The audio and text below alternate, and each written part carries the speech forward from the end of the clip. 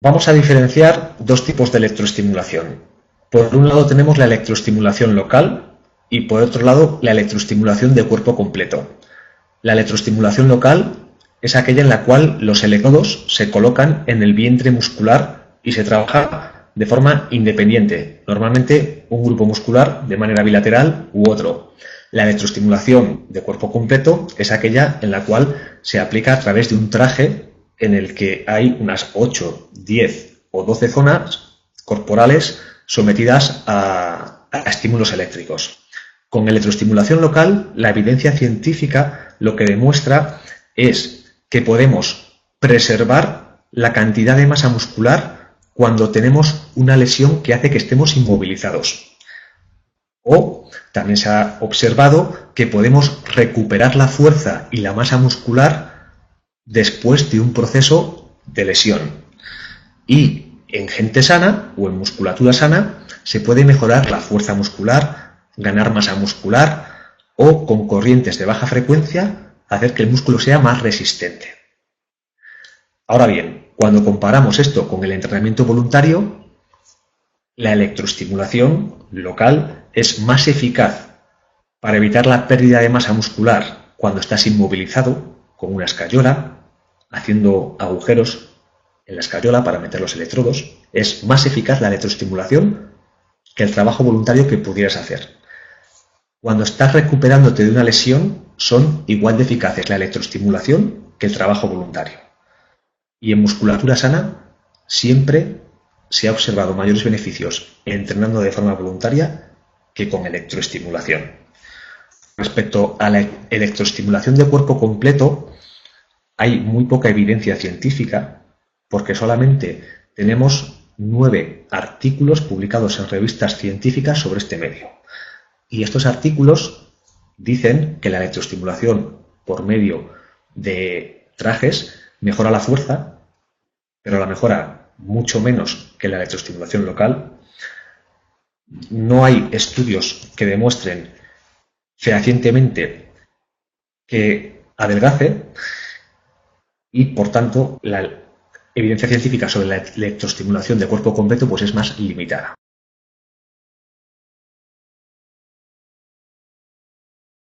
Aquí también tenemos que diferenciar la evidencia científica que hay con respecto a la electroestimulación local y la que hay con respecto a la electroestimulación de cuerpo completo. Con electroestimulación local, para mejorar la fuerza máxima, que suele ser uno de las variables que más se ha estudiado y sobre la que es más efectiva la electroestimulación, los parámetros serían los siguientes. Los anchos de impulso dependen del grupo muscular, pero normalmente se trabaja con anchos de impulsos de 200 a 400 microsegundos, pero debería ser específico de cada grupo muscular. La frecuencia con la que se aplica la corriente, que es un parámetro fundamental, debería de estar por encima de 50 Hz. Y normalmente no por encima de 75, porque entre 50 y 75 aumentamos la fuerza que genera la corriente. Pero por encima de 75 los estudios parecen indicar que se genera más fatiga, pero el músculo no genera más fuerza. El tiempo de cada contracción debería de estar entre 3 y 10 segundos. Esto dependerá del tiempo de relajación que utilicemos. El tiempo de relajación y el tiempo de contracción se relacionan según un parámetro que se llama duty cycle. El duty cycle es la relación entre el tiempo de contracción y el tiempo de un ciclo contracción-reposo. Si tenemos una corriente de 4 segundos de contracción y 10 segundos de reposo, el duty cycle sería 4 dividido entre 14. Y esto se expresa en porcentaje. Pues para entrenar con electroestimulación, lo ideal es que el duty cycle sea aproximadamente entre un 20 y un 30%. Porque si dejamos pocos periodos de reposo, se genera mucha fatiga y entonces la fuerza en cada contracción va disminuyendo. Y es algo que normalmente nos suele interesar. La intensidad de la contracción para producir una mejora de la fuerza, entrenando con electroestimulación local, debería ser por encima del 50%, aunque hay estudios que demuestran que entrenando por encima del 20% ya se producen adaptaciones y por tanto mejora de la fuerza. Como normalmente nosotros no tenemos la posibilidad de medir cuánta fuerza está generando la corriente, nos tenemos que fijar en cuánto subimos en la máquina la intensidad. La intensidad se expresa en miliamperios y la mayoría de los estudios que observan mejoras de fuerza con electroestimulación suelen trabajar por encima de unos 50 miliamperios. ¿Cuánto tiempo hay que entrenar para producir estas mejoras en cada sesión? ¿Cuál debería ser el volumen? Pues el volumen no está bien hablar de un tiempo porque depende de cuánto dura cada contracción. No es lo mismo hablar de 10 minutos si las contracciones duran 5 segundos que si duran 10 segundos. El volumen normal que se entrena en una sesión de electroestimulación local suele ser entre 160 y 180 segundos de contracción total, divididos pues, en función del ciclo contracción-reposo como sea pertinente. En cuanto al número de de sesiones por semana que se suele entrenar, lo habitual es entrenar 2 o 3, más no porque hay peligro de sobreentrenamiento. Respecto a cómo tiene que estar el músculo cuando le aplicas electroestimulación, si trabajas de forma isométrica, debería estar ligeramente elongado, porque si el músculo está cortado, la sensación es muy dolorosa y aparte es poco funcional. Entonces, si trabajamos de forma isométrica con electroestimulación, lo ideal es que el músculo esté ligeramente elongado y así toleraremos muchísimo mejor la corriente. Y los electrodos habría que ponerlos sobre el punto motor. El punto motor que se puede localizar con gel y con un lápiz buscador de puntos motores. Esto sería lo ideal para entrenar con electroestimulación local y entrenando así, con estos parámetros, hay un artículo de revisión sistemática de Filipovic que te viene a decir que siguiendo esto tenemos los mayores beneficios en la fuerza máxima. Con electroestimulación de cuerpo completo hay muy pocos estudios, entonces las recomendaciones que voy a dar de cómo entrenar con electroestimulación de cuerpo completo están basadas en mi experiencia de más de 15 años entrenando con electroestimulación, publicando artículos de electroestimulación y siendo profesor de metodología de entrenamiento con electroestimulación. Pero esto no está basado en evidencias científicas porque a día de hoy hay muy pocos estudios sobre ello. Aún así, mi consejo sería que los anchos de impulso entrenando con electroestimulación de cuerpo completo no sean los mismos para todos los grupos musculares, sino que dependan de cada grupo muscular correspondiente a la zona en donde está puesto el traje. Las frecuencias, dado que con electroestimulación de cuerpo completo se entrena de manera dinámica, deberían de ser inferiores a las frecuencias que se utilizan en electroestimulación local, porque se va a generar bastante más fatiga. Entonces, frecuencias de 40 a 50 Hz probablemente sean lo más pertinentes. Como con electroestimulación de cuerpo completo se entrena de forma dinámica, los periodos de contracción deberían de ser mayores. Normalmente, ciclos de 10 segundos podrían ser habituales, respetando, que es una cosa que no se suele respetar, un duty cycle adecuado. Es decir, un duty cycle pues de un 30% para que no se genere demasiada fatiga.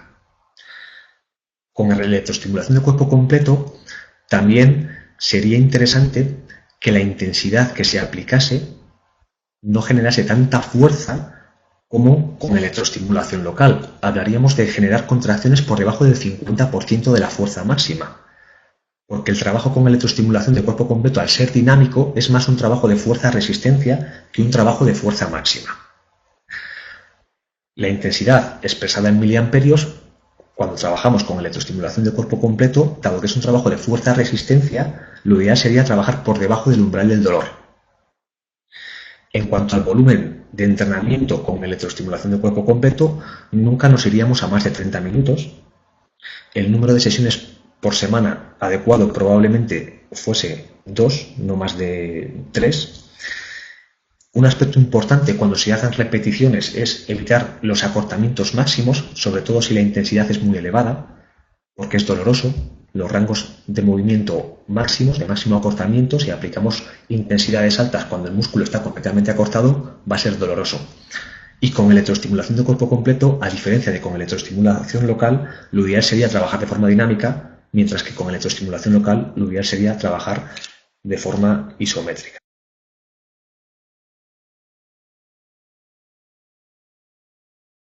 La primera ventaja del entrenamiento con electroestimulación radica en el patrón de reclutamiento de unidades motrices.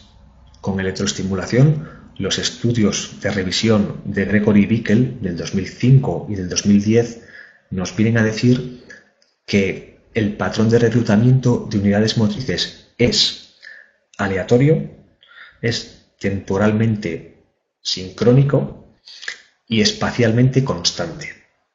Esto quiere decir que si no modificamos la colocación de los electrodos y no modificamos el ángulo de entrenamiento, siempre se activarán las mismas unidades motrices. Por lo tanto, o si trabajamos de forma isométrica, una posibilidad sería ir variando los ángulos de entrenamiento para modificar el tipo de unidades motrices que están reclutando.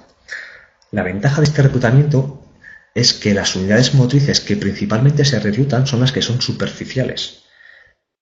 Y normalmente en grandes grupos musculares se ha demostrado por biopsias que las unidades motrices que están más superficiales son las de tipo 2. Además, las unidades motrices de tipo 2, los axones que las inervan son más gruesos, por lo tanto son más fácilmente excitables al paso de la corriente. Con esto concluimos que con electroestimulación se activan más fácilmente las unidades motrices tipo 2. Se activan a unos niveles de contracción menores que de forma voluntaria. Este mayor reclutamiento de unidades de tipo 2 es lo que hace que sea tan beneficiosa, en este sentido, la electroestimulación a niveles bajos de intensidad también. Otra ventaja de la electroestimulación es que para trabajar determinados ángulos musculares comprometidos, si queremos trabajar el deltoides anterior, por ejemplo, en esta posición, un trabajo de fuerza máxima, pues podríamos tener riesgo de lesión en determinado tipo de ejercicios voluntarios. Pero trabajando de forma isométrica con electroestimulación podemos administrar a la musculatura una tensión muy elevada y de una forma realmente segura con este tipo de trabajo. Y otra ventaja también del entrenamiento con electroestimulación es que podemos hacer un entrenamiento específico de determinadas zonas o grupos musculares.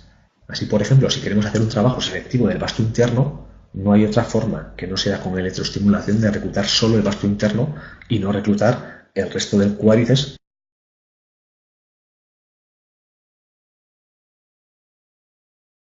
La principal limitación del entrenamiento con electroestimulación es que la electroestimulación duele. Cuando se aplica una corriente a una intensidad elevada, resulta doloroso. Y hay muchas personas que es posible que este dolor les haga aborrecer un poco este método de entrenamiento. Entonces, cuando entrenamos con electroestimulación, si queremos generar adaptaciones, estamos hablando de que tenemos que administrar corrientes que generen como mínimo el 20% de tu fuerza máxima. Y llegar a tolerar una intensidad que genere el 20% de tu fuerza máxima es molesto. Entonces, la electroestimulación no es un medio de entrenamiento adecuado para todo el mundo. Habrá gente que le sea molesta y que no sea apta para entrenar la fuerza. Podemos usar la electroestimulación en estas personas para recuperarse después de un entrenamiento o para otros fines, pero no para mejorar la fuerza en el caso de que sea lo que nos interese. Otra limitación de la electroestimulación es que solamente recluta la parte superficial de la musculatura. Por lo tanto, la activación de unidades motrices es incompleta.